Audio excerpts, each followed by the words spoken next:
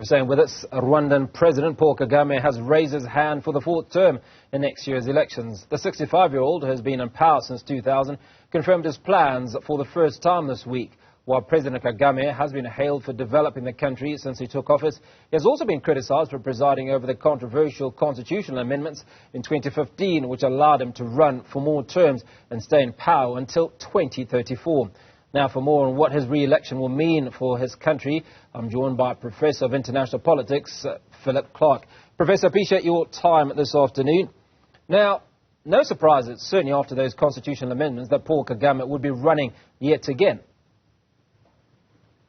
You're absolutely right, Hugo. There's no surprise here at all. The entire Rwandan political system had been waiting for Kagame to announce formally that he'll run for the presidency again next year. I think most of Rwanda's neighbours, most of Rwanda's donors knew that this was coming, and most of those actors had been, I guess, preparing themselves for this eventuality.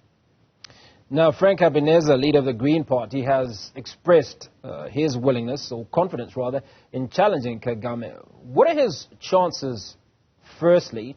And secondly, let's also talk about Paul Kagame's way of ruling or managing and some of the successes he's enjoyed that are likely to have him stay in power. So I don't think there's any doubt that Kagame will win the presidency next year. Every previous time that Kagame has run, he's won overwhelmingly. He's able to use all of the tricks of the trade to make sure that he wins. He's been very effective at limiting opposition political parties. It's very difficult for his presidential candidate opponents, rather, to mobilize support. So this will be a heavily controlled election next year, and Kagame undoubtedly will win. But I think one of the ironies of Rwandan politics is that Kagame would probably win even without controlling the vote that heavily. He remains very popular, especially in the Rwandan countryside, and that's across the ethnic divide, across Hutu, Tutsi, and Twa. Kagame is seen as the number one reason why Rwanda has recovered from the genocide against the Tutsi in 1994. He's seen as the actor who brought peace and stability to the country, has put in place a really effective economic model. And so perhaps even without having to orchestrate the election so tightly, Kagame would probably win anyway. So, Professor Clark, Paul Kagame is a dictator of sorts. The only difference between him and the typical African dictator is that he's well-liked. So what is it that he's done right, or just how smart is he as a dictator, if we may call him that? Is that a fair statement? Certainly, he's a leader who maintains a very firm grip on the population, and most Rwandans are quite concerned about their government. They're very wary about what they say. They live their life knowing that the state can sanction them at any time, even for very minor political dissent. Many people are scared of the state in that sense. But I guess the paradox of Kagame's rule is that while there's also been this control and sometimes this fear amongst the population, he's also provided for the population, especially in socio-economic terms. One of the things that characterizes Kagame's presidency is the enormous welfare system that Rwanda has put in place. Huge funding for education and healthcare, the rebuilding of infrastructure. That benefits the population in very tangible ways. You have to remember that Kagame himself is a Tutsi. His party, the RPF, is dominated by the Tutsi. Many everyday Hutu after the genocide believed that the Tutsi would only look after the Tutsi, but in fact that hasn't happened. One of the things that many of my Hutu interviewees, and I've been researching in Rwanda for more than 20 years now, what many Hutu say to me is they expected Kagame and the RPF to do what all previous governments had done, which was only to look after their own ethnic group. The RPF and Kagame have not done that. They've spread the welfare very equally across the countryside. So even though there is this control and a certain degree of fear, the population has benefited from that kind of socio-economic transformation, and that's one of the key reasons why Kagame maintains this very high level of popularity. So there is a school of thought that suggests that there had to have been a very, very strong hand post-1994 genocide to lead Rwanda to the promised land, or to some form of recovery, which is largely what we are seeing now. Do you agree with that? Undoubtedly, Rwanda needed very strong leadership and a very strong state to recover after the genocide in 1994. And many international commentators, many international human rights groups and many international donors were telling Rwanda that they needed a small state, that they needed to cut back on state spending, there needed to be a very small state presence. I don't think that would have worked. You needed a high degree of government orchestration to recover. However, what I think we've seen with Kagame and the RPF is that big state has also intruded into people's lives in ways that are not helpful, and that has created a lot of anxiety amongst the population. You need a big state to recover from something like a genocide, but I don't think the state needed to go as far as it has in Rwanda, and it needed to give people more breathing space to express themselves, more breathing space for political opposition to mobilize. And I think in those domains, Kagame and the RPF have gone too far, even though a big state was in fact necessary for the recovery process. Well, let's talk about the opposition. Frank Habineza, in particular, leader of the Green Party, and he says he thinks he can win if he challenges Kagame. What does he bring to the party?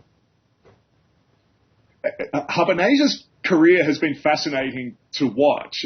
When he first became leader of the Green Party, he was an out-and-out opponent to Kagame.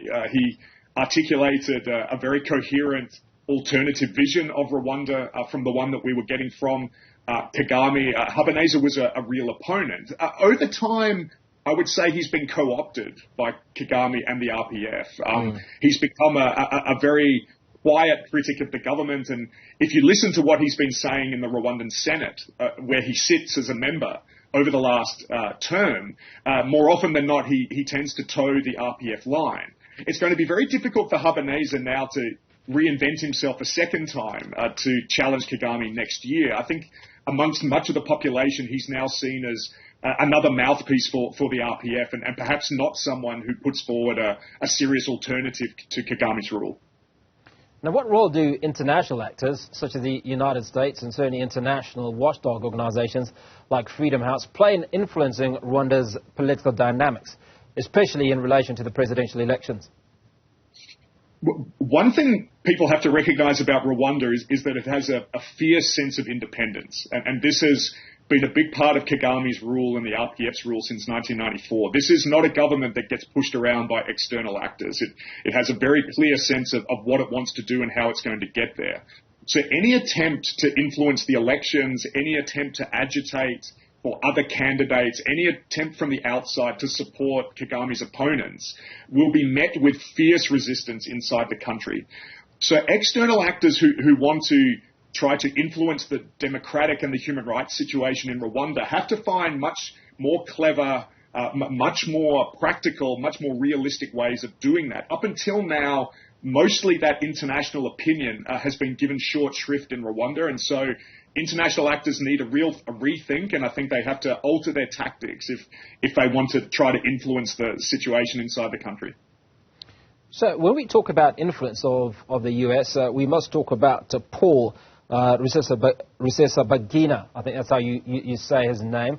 And we know that he was lured into Rwanda on pretense, jailed for a term, and then obviously some diplomatic conversations that took place, and he was subsequently released. So talk to us about that balance between the West and Rwanda in particular.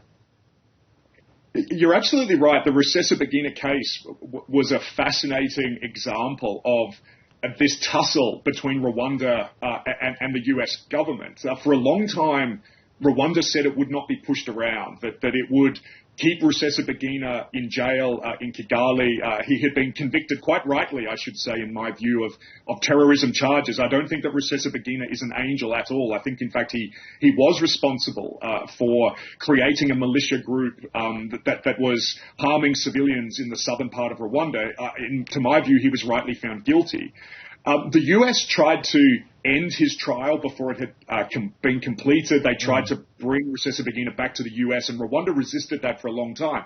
I must confess, I was quite surprised when Rwanda agreed to the US terms and allowed Rusesabagina to go back to the US.